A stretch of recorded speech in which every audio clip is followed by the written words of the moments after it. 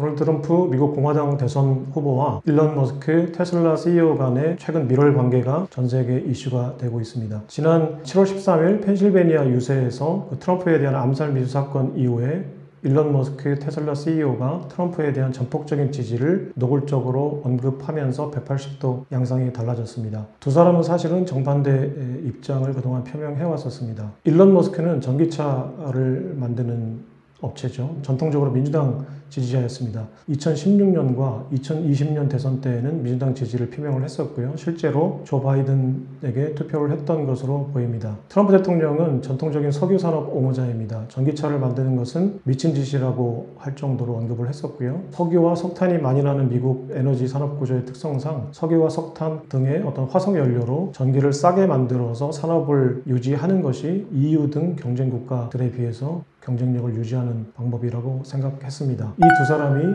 어떻게 손을 맞잡게 된 것일까요?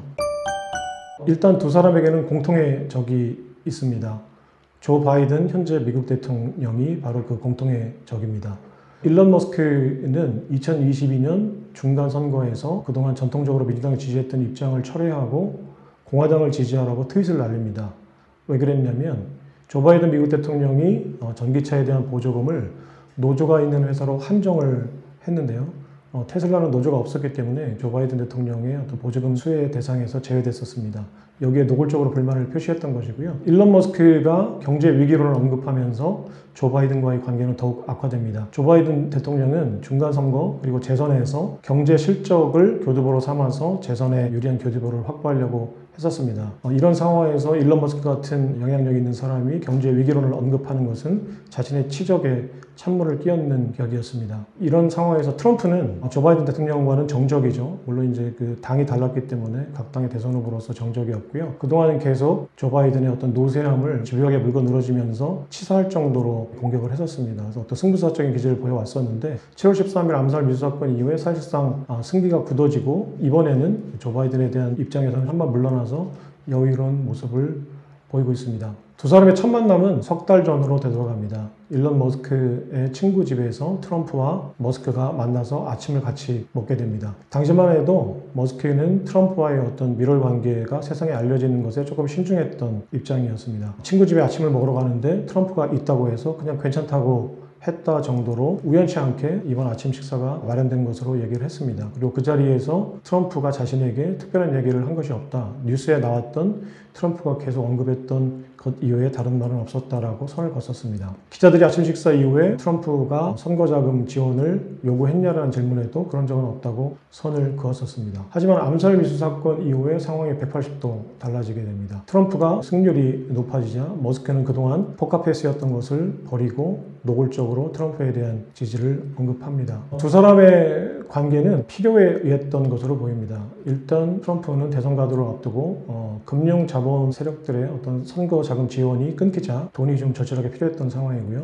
일론 머스크는 전기차에서 이제 에너지 기업으로 또 로보택시 등 AI 산업 등 여러 가지 산업으로 이제 확장을 하려고 하는 결정적인 변곡점에 있는데 인허가권자인 정부와의 관계가 상당히 절실합니다. 이런 상황에서 조 바이든과의 관계는 머스크에게는 상당히 큰 부담이었을 것입니다. 트럼프는 머스크의 이런 상황을 꿰뚫어 보고 집요하게 공략을 했을 것으로 보입니다. 자신에게 선거 자금을 지원해주면 로보택시 인허가 등에 있어서 유리한 판단을 해주겠다고 약속을 했었겠죠. 하지만 당시에는 이런 것들은 언급되지 않았었습니다. 근데 이런 필요만으로 두 사람의 현재 밀월 관계가 급진전됐다고 해석하기엔 조금 부족한 점이 있습니다. 좀 더 큰 틀에서 두 사람의 이번 관계를 해석을 해보도록 하겠습니다. 1달러짜리 지폐를 한번 보시면 그 1달러짜리 지폐 뒤에 피라미드에는 노보스 오르도 세크로럼이라는 라틴어가 쓰여 있습니다. 영어로 하면 New World Order고 우리말로 번역하면 신세계 질서라는 뜻입니다. 신세계 질서는 새로운 세계 경제 질서를 말하고요.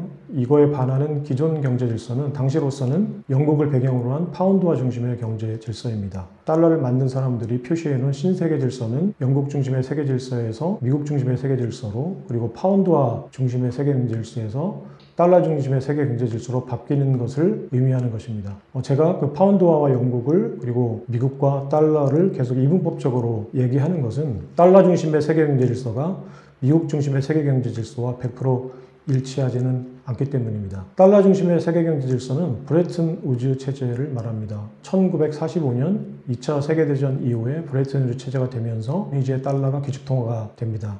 그리고 베트남 전쟁 이후에 근본위제의 사슬을 끊고 명실상부 법정화폐가 된 달러는 사실상 페트로, 즉 석유본위제 달러로 바뀌게 됩니다.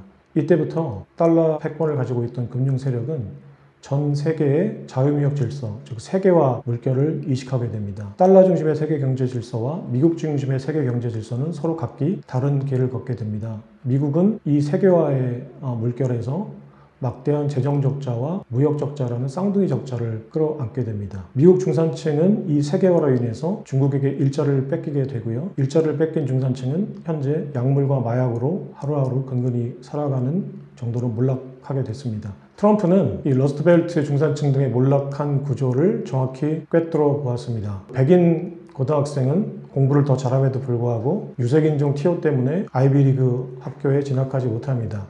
집에 오면 약물에 찌들어서 심장마비로 쓰러지는 아버지를 보게 되고요. 제약회사를 기소하면 소송을 걸려고 해도 검사들이 기소조차 하지 않게 됩니다. 이렇게 몰락한 중산층들이 현재 전 세계 최강대국이라고 하는 미국 중상층의 현실입니다.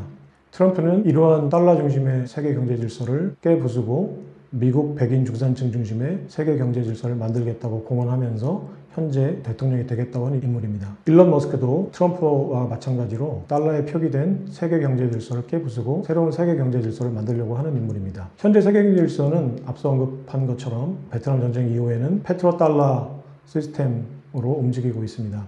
일론 머스크는 전기 에너지가 전 세계의 지배적인 에너지가 되는 세상을 꿈꾸고 있습니다. 대학교 때부터 배터리에 관심을 가지고 있었고 화석 연료를 쓰지 않는 세계 경제, 그래서 인류가 지속 가능하게 생존할 수 있는 세계 경제를 만들겠다고 하는 인물입니다. 특히 달러 금융 시스템이 일론 머스크에게는 불만입니다. 베트남 전쟁 이후에 달러 금융망은 사실은 근원 자산이 없는 데이터에 불과합니다. 일론 머스크의 눈에는 달러라는 것은 일종의 전산 데이터입니다. 전산 데이터가 유통되는 현재 금융망은 코볼 시스템이라고 하는 상당히 낙후된 진화를 멈춘 화석과 같은 전산 네트워크입니다. 일론 머스크는 이것이 상당히 위험하고 비용이 많이 드는 시스템이라고 생각을 하고 있습니다. 왜냐하면 데이터에 불과한 달러는 해킹을 당하거나 또는 데이터가 손실될 위험이 가장 높은 전산망에서 움직이고 있고요.